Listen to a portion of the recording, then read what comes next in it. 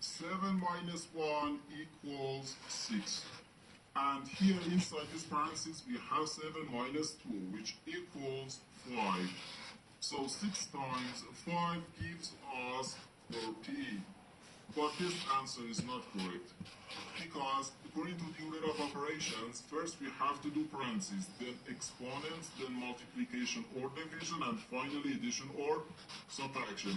Remember that multiplication and division have equal priority and we have to work from left to right. And the same applies to addition and subtraction.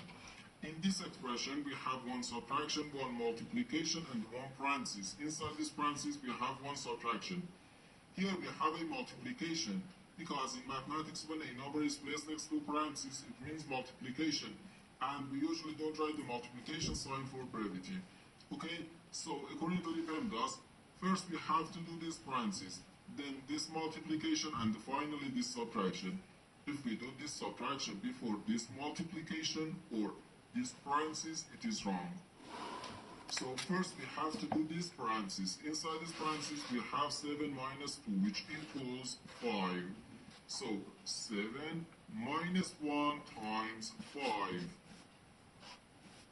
Now we have one subtraction and one multiplication.